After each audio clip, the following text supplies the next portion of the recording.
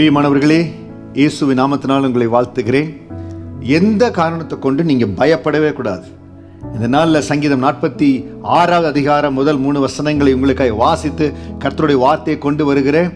எதுவும் உங்களை பயப்படுத்த முடியாது. நீங்க பயப்படக்கூடாது. தேவன் நமக்கு அடைக்கலமும் பலனும் ஆபத்து காலத்தில் அனுகூலமான துணையுமானவர். ஆகையால் பூமி நிலைமாறினாலும் மலைகள் நடுசமுத்திரத்தில் சாய்ந்து போனாலும் அதில் ஜனங்கள் கொந்தளித்து பொங்கி அதன் பெருக்கினால் பர்வதங்கள் அதிர்ந்தாலும் நாம் பயப்படோம். எது வேணாலும் மாறலாம்.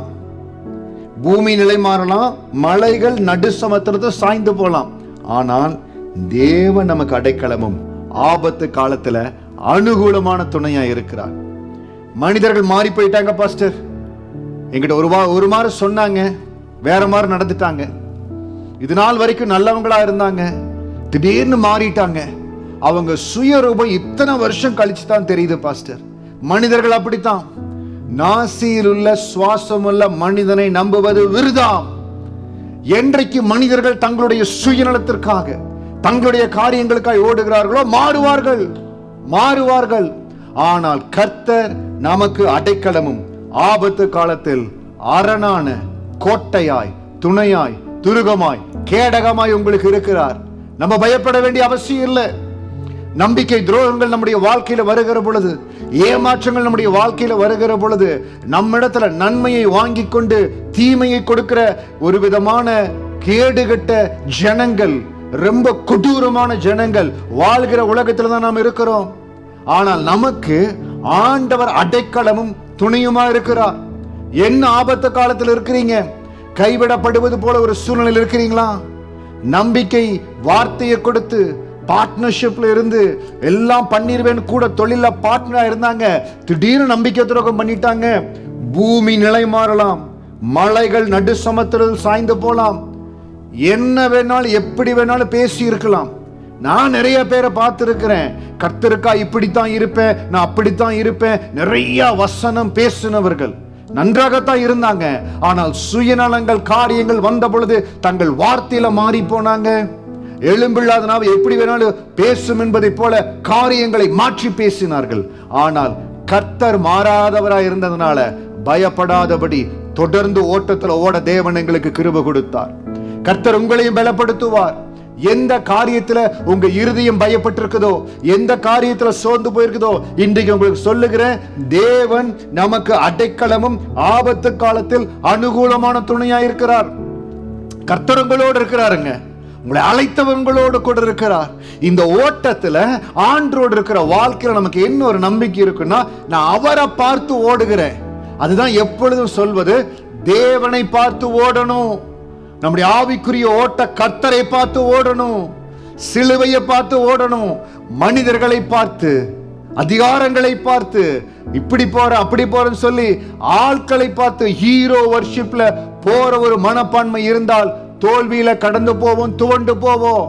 எப்பொழுதோ நம்முடைய வாழ்க்கையில நம்ம ஆவிக்குரிய ஹீரோவா எப்பொழுதும் ஏசப்பா தான் இருக்கணும். உங்களை பார்த்து ஓடுற ஆண்டவரே, உங்களை பார்த்து பொறுமையோடு ஓடுற ஆண்டவரே, சிலுவையில கர்த்தர் எனக்காய் வைத்திருக்கிற அந்த திட்டங்களை நிறைவேற்றும்படியா எனக்காக அந்த ரத்தத்தை சிந்தினீங்களே, விளையேற பெற்ற ரத்தத்தை சிந்தி என்னை மீட்டு கொண்டீங்களே, இந்த வார்த்தையை கேட்கிற உங்களுக்காய் சொல்லுகிறேன், உங்கள் ஒவ்வொருவர் மேலையும் பரலோகத்தின் திட்டம் பெரிதா இருக்குதுங்க. Every one of you are a masterpiece and God has got a wonderful plan in every one of your life. ஒவ்வொருடைய வாழ்க்கையில தேவனுடைய திட்டம் பெரிதா இருக்குது. அதை முதலாவது உணர்ந்து கொள்ளுங்க. இவங்க கை விட்டுட்டாங்க, நம்பிக்கை துரோகம் ஆயிருச்சு, நான் நம்பினவங்க கை விட்டுட்டாங்க. பூமி நிலை மாறினாலும் மலைகள் நடு சமுத்திரத்தில் சாய்ந்து போனாலும் இவங்க மாறவே மாட்டாங்க நினைச்சேன். மலைகள் நடு சமுத்திரத்தில் சாய்ந்து போனாலும் நாங்க பயப்பட மாட்டோம். தேவ மனுஷன் சொல்லுகிறார், நீங்க பயப்படாதீங்க. எதை குறிச்சு பயப்படாதீங்க. எதிர்பாராத நஷ்டம் வந்துருச்சு, அந்த நஷ்டத்தை எல்லாம் என் ஆண்டவர் மாற்றி போடுவார். எதிர்பாராத வகையில எல்லாவற்றையும் இழந்து நிக்கிறேனே, கர்த்தர் உங்களை பார்க்கிறாருங்க. கர்த்தர் உங்களை பார்க்கிறார். உங்க நேரம், உங்க எனர்ஜி, உங்க தாளந்து, தேவனுக்கு நீங்க விதைத்தது எதுவும் வீணாய் போகாது, எதுவும் வீணா போகாது. கர்த்தருக்காய் நீங்க செய்கிற ஒவ்வொரு காரியமும் பரலோகத்துல கணக்கு வைக்கப்பட்டிருக்கிறது. இது உங்க இருதயத்துல ஒரு பலத்தை கொண்டு வருகிறது. நீங்க தேவனுக்கு என்று செய்த ஒவ்வொரு காரியமும் பரலோகத்துல கணக்கு வைக்கப்பட்டிருக்கிறது. என் தேவாதி தேவன் உங்களுக்கு எல்லாவற்றையும் செய்வார். இன்றைக்கு நீங்க சொல்லணும், அதன் ஜனங்கள் கொந்தளித்து பொங்கி அதன் பெருக்கினால் பர்வதங்கள் அதிர்ந்தாலும் நாங்க பயப்பட மாட்டோம். ஏசப்பா எங்களோடு இருக்கிறார். ஏசப்பா உங்களோடு இருக்கிறார். உங்கள் அருகாமையில் இருக்கிறார். உங்கள் வேலையில, உங்க படிப்புல, உங்க தொழில, உங்க ஊழியத்துல தேவையான எல்லா ஒத்தாசை அனுப்பும்படியா என் பரிசுத்த ஆவியானவர் ஆயத்தப்படுத்தி விட்டார்.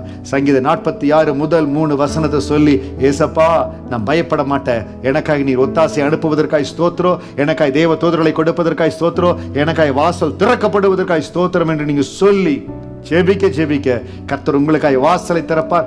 அற்புதமான வாசல்கள் உங்களுக்காய் ஆயத்தமா இருக்கிறது. கர்த்தர் உங்களோட கூட இருக்கிறார். தைரியமா சொல்லுங்க, நாங்க பயப்பட மாட்டோம்.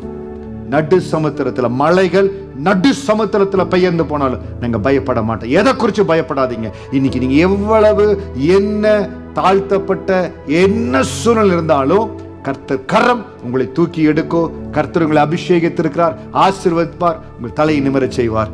God bless you. கர்த்தர் உங்களை மேன்மைப்படுத்துவார்.